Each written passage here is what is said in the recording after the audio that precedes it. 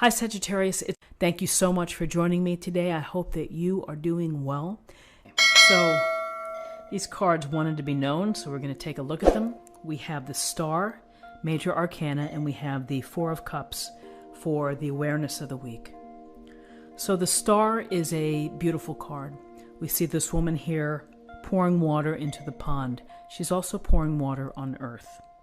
And this really goes to the marriage and the connection between the physical self and the spiritual self, of listening to the universe, the angels, the guides, having heavenly intervention come to us, the divine intervention of life, of leading us down the trail, setting out the breadcrumbs, and then we kind of follow the path. This card is about healing, and it's about restoring faith and restoring your belief in humanity, in the future, in your future specifically. So this card is about optimism. It's really, instead of a action card, it's really much more of a mindset card of what's going on internally, what you're thinking about. We may see the Star sometimes after a challenging time. And so the Star comes in to say, you have to have trust in the universe that everything is going to work out okay. It may not feel like it right now, but it will. Have faith, believe in the future, believe in your future, that, the roads will lead to happiness. So the Star, we're guided by the stars. We look to the stars for inspiration. We appreciate the beauty of the stars. There's a lot to take in. And the woman without her clothes, it's an acceptance of self, of honoring yourself and being good with yourself as well. So with this sense of having faith and belief in the universe, we see the Four of Cups. In the Four of Cups, we see the man sitting under the tree, arms folded. He looks down, or he may look disinterested to some. Could be sulking or pouting, looking at these cups and missing the puff hand here, handing him the cup. Not seeing it, because why? He's just so focused on what's right in front of him.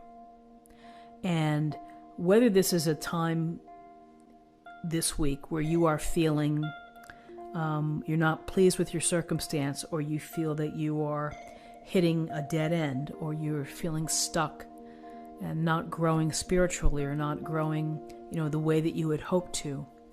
This may require that you need some time alone to think about things, to be in solitude, to think about your life.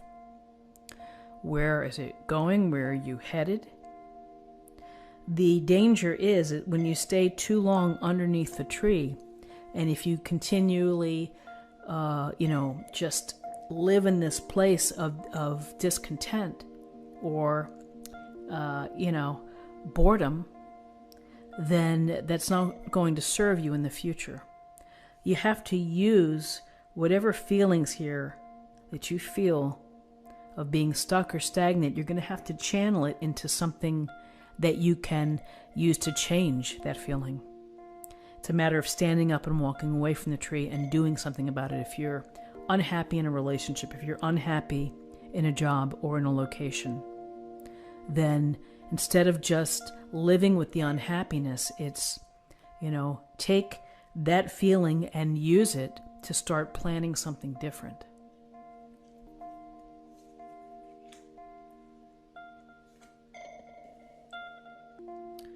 So, in terms of guidance, here's the Fool, Major Arcana, and the Six of Cups.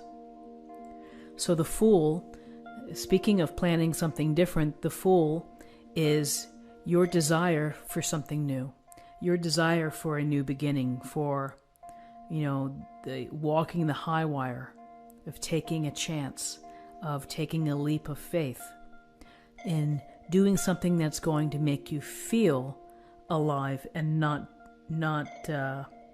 bored or stagnant.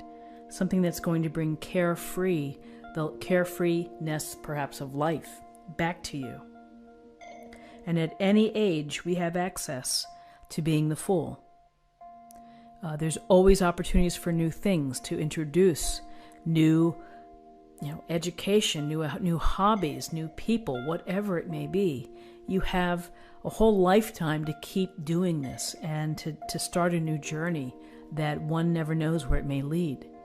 So this Fool is taking what you need and just simply enjoying the day and the appreciation that, yes, I'm ready. I'm ready to go down this path because I ultimately want to feel my heartbeat. I want to be excited about what I do.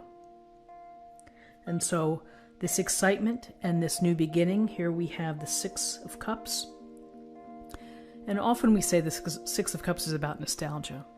And yes, it is. It's a remembrance of something perhaps that brings you comfort, childhood friends, former lovers, places that you live. We have our whole history that we live with. Sometimes people want to get away from their history. Other times people go back to memory lane and it makes them feel good. For some, not all. And so here's the Six of Cups where the older child is giving the younger child a cup full of flowers. One of the biggest messages for the Six of Cups is to treat each other kindly and with gentleness and with consideration, just as children would. With giving with no expectation of getting something in return. Give to give because it makes you feel good. So perhaps in this new journey, maybe you're thinking about a time in the past when you felt really good and you felt happy. And that's kind of the sense of what you want. For some, it may be a literal connecting with someone that you used to work with. Somehow, your past comes into play. But the Six of Cups, really, we're talking about gentleness and kindness and compassion, of being a loving soul, of being a good soul, in addition to the nostalgia piece. And I would just say with the nostalgia piece, it's wonderful to think about times that had meaning to you, but to get stuck and to always live in the past or to try to recreate the past or recreate past relationships is a tough thing to do and probably best left alone. So in terms of possible outcomes, we have the Wheel of Fortune, Major Arcana, and we have the Nine of Wands. So the Wheel of Fortune goes to the pace of life, the wheel of life, always spinning, always in motion. Events coming into us, good times and bad times, good fortune and less than good fortune. And sometimes you're on top of the wheel and the wheel turns direction and you fall off or you slip into a different position. So the wheel encourages you to be deft and to be flexible and to make sure that how you react, that it's, that you are, you accept that what may happen. Sometimes life throws you a curveball, and it's how you respond that is most important. And again, the universe has its divine plan. We're a part of that plan, but we don't surrender our power. We also have a sense of will, and we can exercise our will, and we can make decisions. And if we understand the process about life, the changes that come and go, just like the seasons, then we're preparing ourselves for those changes and how to handle them successfully. With the Wheel of Fortune, I think that sometimes there's decisions to be made. Maybe this is not the week to make them. And you may have a sense that the pace of your week is picking up, that things are in motion. And then we have, right below the Fool, we have the Nine of Wands. The Nine of Wands, you see this Man with a bandage on his head. He's leaning on his wand for support. He's looking off to the side as if to say, what's next? I'm here. There's a couple things to think about with this card, which is to protect yourself, to defend yourself. He certainly could have had the option to quit, to lay down the wand, and to walk away. But he didn't, and he's still standing. And that shows some strength of character. It shows perseverance. It may show grit. It may show that even when you get bopped on the head, you're still standing. You know, you're still waiting for whatever I need to do to get to the end result. I'm so close with this 9 card that I'm not going to give up. And so seeing it underneath the Fool, it just makes me feel that you may have to defend some of your ideas or some of your actions or some of your plans. Not everyone may be on board with you, and you're going to have to stand strong. You're going to have to be mindful of the steps that you take and to be comfortable with the steps that you take. But it does tell me that you have a lot of perseverance and you have the tenacity that you need in order to allow this new beginning to take place and the new journey to start and to have the motion here. It's the movement towards this new journey. So interesting cards. Let's choose an oracle card for a weekly affirmation.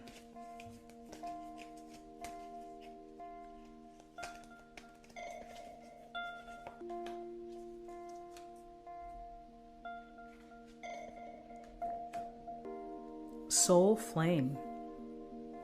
Rediscover a lost part of yourself. Experience relationship harmony and healing. A lost part of yourself. Maybe this is a reflection of how you felt. Radha, Soul Flame. And finally, let me choose an oracle card for love.